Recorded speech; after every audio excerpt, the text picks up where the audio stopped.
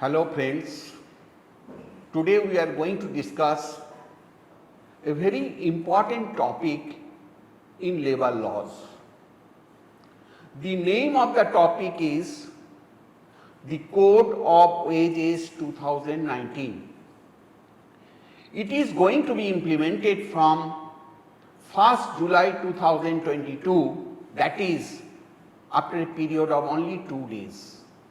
That means we have only 2 days time in hand to implement this particular wage code. But before going to the details of this code, I would like to inform you that Indian legal system, particularly in the labor related areas, are very complicated. So therefore, the government decided that instead of having 29 different labor laws, including Factories Act, Provident Fund Act, Gratuity Act, Payment of Wages Act, Minimum Wages Act, Bonus Act, etc. There are 29 labor laws, and it is really very complicated to understand which law is applicable to what type of industry. So the government decided to club all these 29 laws into 4 bills we call codes. One of the bills is named as the Code of Wages 2019. This Code of Wages 2019 has been formulated in place of 4 different labor laws. What are those laws? Payment of Wages Act, Minimum Wages Act, then Payment of Bonus Act, and 4th is the Provident Fund Act. These 4 acts have been clubbed, and one particular code in the name of the Code of Wages 2019 has been formulated. Now the question is, I would like to give you little background of this bill. The bill was actually formulated in the year 2017. Precisely, the code was presented to the Lok Sabha on 10th August 2017. Then it was sent to the Parliamentary Standing Committee for examinations and further recommendations to improve the bill on 21st August 2017. The Parliamentary Committee submitted its report on 18th December 2018. Now, out of various recommendations, there were around 24 recommendations to improve that bill. The government had adopted 17 such recommendations, but unfortunately, the 16th Lok Sabha had to be dissolved because of the 2019 elections, but the present government immediately after coming to the power reintroduced the wage bill 2019 and introduced in the both houses on 23rd July 2019. This bill got the presidential assent on 28th September 2020, and now this wage code 2019 is likely to be implemented from 1st July 2022. So therefore, the journey started in 2017, and we expect that this bill will be implemented from 1st July 2022. That means it took around 5 years to implement it. Now, We would like to know what are the major areas the corporate, the MSME owners, the employees are to consider, and what is new in this particular code. But before that, I would like to tell you that labor is a matter under concurrent list. You know, in the constitutions, there is an article called 246A article. It has a specific schedule called Schedule 7.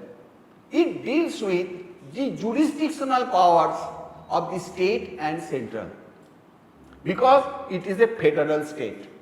It is a federal country wherein both states and centrals play a significant role. So therefore, the constitution makers, they identified the areas which can be regulated by the central government, the areas which can be exclusively regulated by the state government, and there are areas of common interest of both central and states. These are all reserved under the concurrent list. The first list, that is areas of central government, we call union list, list 1. It contains various items exclusively reserved for the central, like in Indian Income Tax Act, other than agricultural income, excise duty, etc., etc., defense, railways, banking, insurance. These are all central subjects. State cannot legislate any specific law. Similarly, list 2 deals with the state government, where only states are the rights to come out with any new legislations. Like agriculture is a state subject, there are certain subjects which are exclusively reserved for the state governments. Like internal security, it is a state subject. Similarly, value added tax, it is still there, it is completely reserved for the state governments. State excise duty, that is duty which is levied on alcohols, liquors, etc.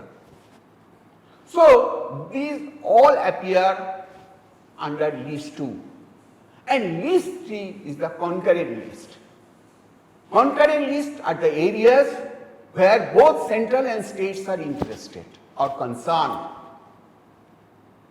like Criminal Procedure Code, Indian Penal Code. Like several items, there are 52 items in the concurrent list, and one of the items is labor.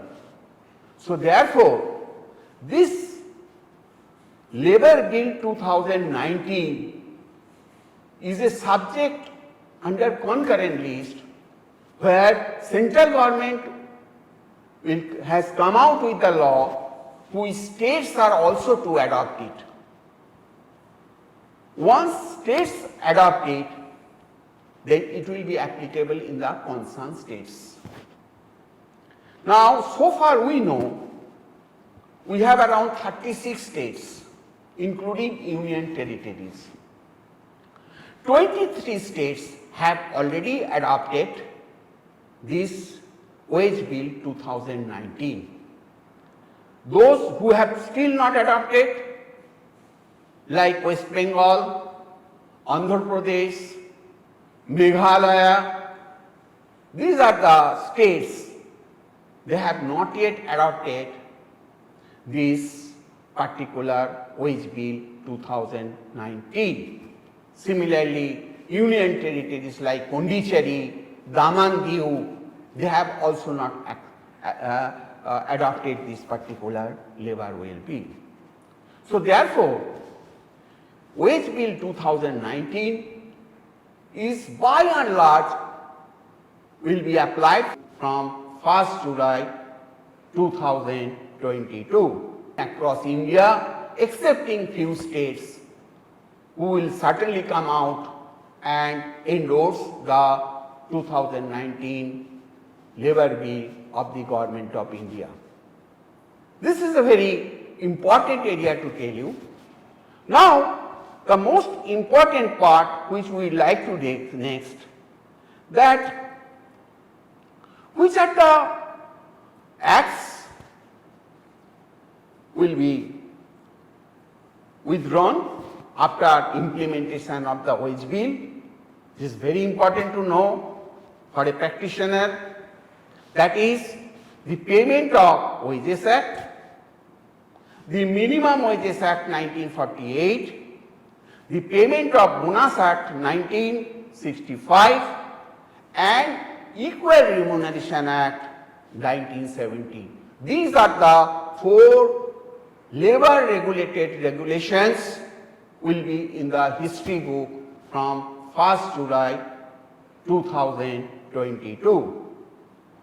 Now, under this code, the minimum wages and the payment of wages provisions will cover all establishments. It will cover all employees, whether he is a skilled, unskilled, organized, unorganized, MSME, large companies, managerial person, supervisory candidates, they are all covered under this wage bill.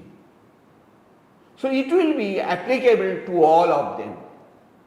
Now, most important part in this bill is that why it is so important. The important is derived from 3 specific areas. One, the definition of the wages. Very, very important to know. Now, an employee who gets total salary as a CTC, now today the employer has the options to bifurcate the various components of the remunerations into various heads. Normally we call basic wages, house rent allowance, retention allowance, travelling allowance, house rent allowance, many things. In the process, there is no specific definition of the wages, and even if it is there is no law which is regulating what should be the minimum wages for the purpose of contributions under PA, gratuity, superannuation, leave encashment, etc. It is found in many organizations that they have shown a very little portion under wages, that is basic and dearness allowance.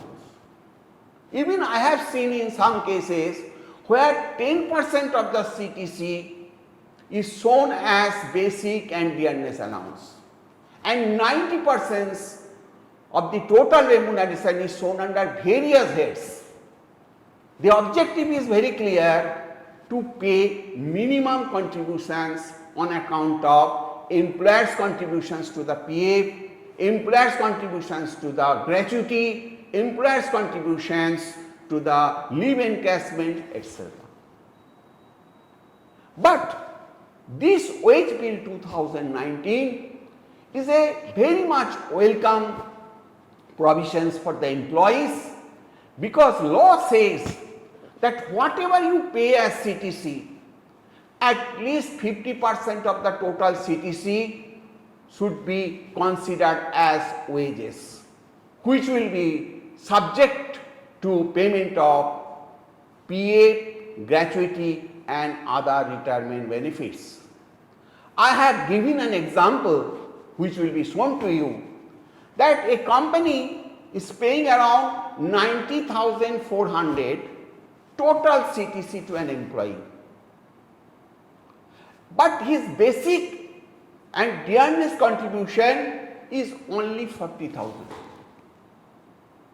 That means 50,400 is paid in the on other heads. As per this law, the wages has to be minimum 50% of 90,400. That means 45,200 is to be considered his wages, and balance 45,200 will be considered as other purchases and other allowances. And for the purpose of PF, for the purpose of gratuity, for the purpose of leave encashments, you have always to consider the basic wages. And in this case, basic wages will not be considered as 40,000, the basic wages will be considered as 45,200. So, this is a major benefit to the employees, because their employees' contribution will also increase and employees' contributions will equally increase, and as a result his retirement compensations on account of gratuity, on account of provident fund, if there is a defined income based pension, those cases the retirement compensation will be reasonably very high. So, this is a very important change impacted in this particular well-being. Now, all the employers and employees are to reckon certain issues under this particular bill. Number one, the wage definitions. So, all employers are required to reorganize, restructure the employees' compensation package in such a manner that at least 50% of the total CTC is considered as part of basic wages and dearness allowance or retention allowance, which will always be subject to payment of PF and other retirement benefits. So, they have to reorganize the entire compensation package. Second, employer has to do that this has an impact in your profit and loss account. Number one, your contributions to the provident fund and other recognized funds like gratuity etc. will increase, and as a result you have to also revalue the actuarial valuations of the fund. What is actuarial valuations? Because the actuarial will calculate what is your liability on account of gratuity because of this impact on wage bill 2019. So, as a result you will find if this bill is adopted in July 22, that means 22-23 financial accounts, it will have its impact as additional contributions from the point of employer's point of view. So, this has its impact. Similarly, employees are also little bit affected on a month-to-month basis because of their higher contributions. Previously, they are contributing only on 40,000 basic and dearness allowance. Today, they have also to contribute on 45,200. So, as a result, take home money may come down reasonably. So, although they are getting benefit at the after retirement, but its take home money might come down to a reasonable extent. So, these are the remuneration related matter. Another important area this bill has dealt with is the working period. In this bill there is no change in the working period, that is every employee has to work for 48 hours in a week.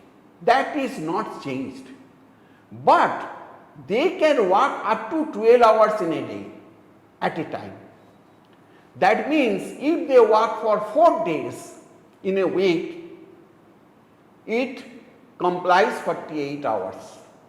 So 3 days could be off. So from employer and employee's point of view, it is a win-win situation. That is, the employees are getting 3 days holiday, they can utilize these 3 days holidays effectively,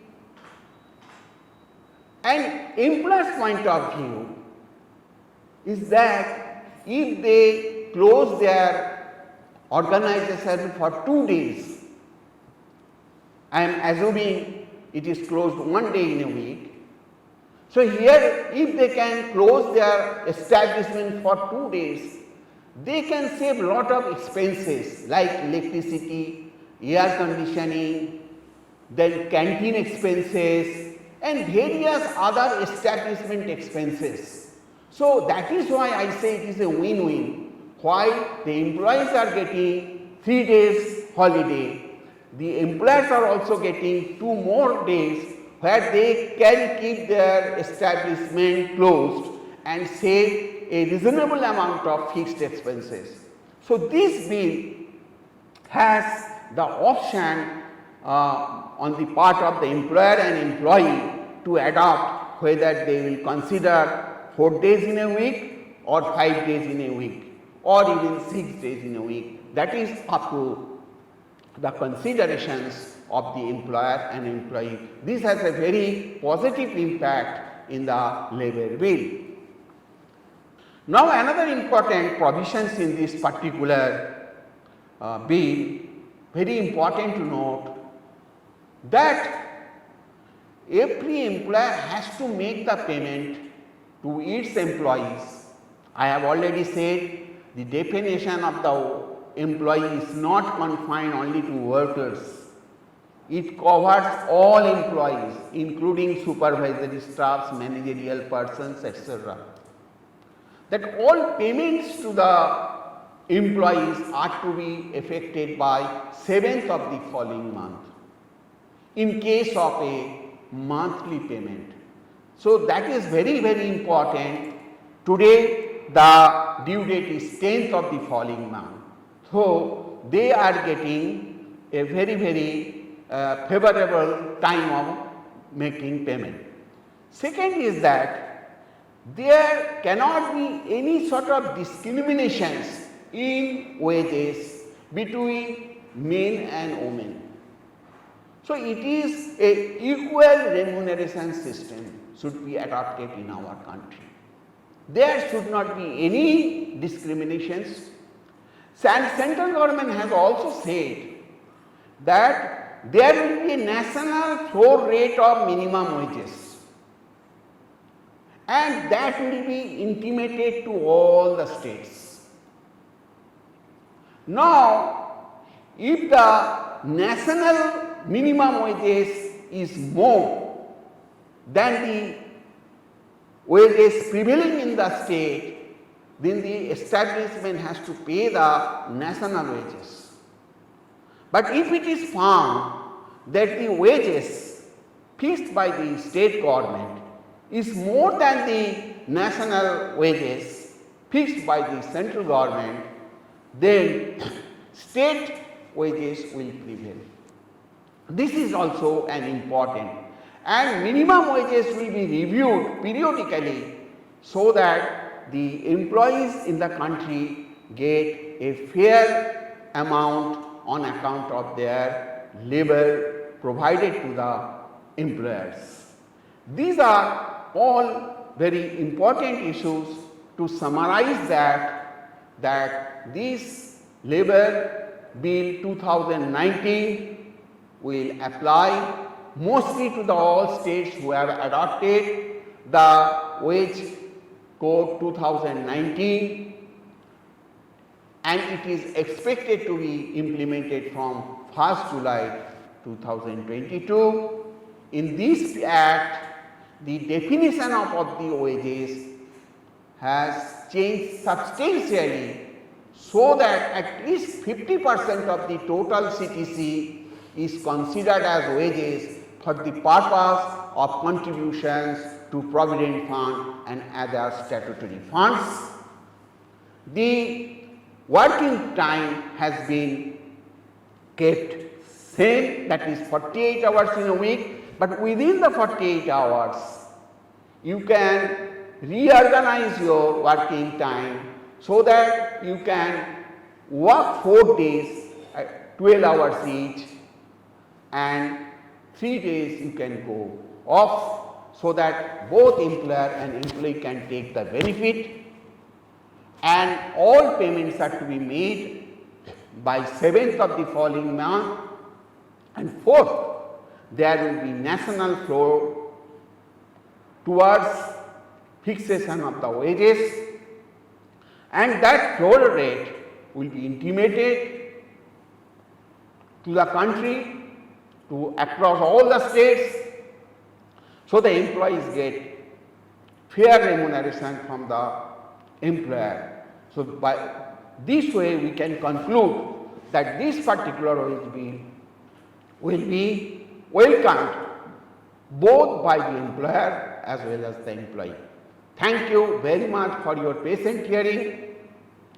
If you have any query, please write to us. Our WhatsApp number 93310422424. Thank you.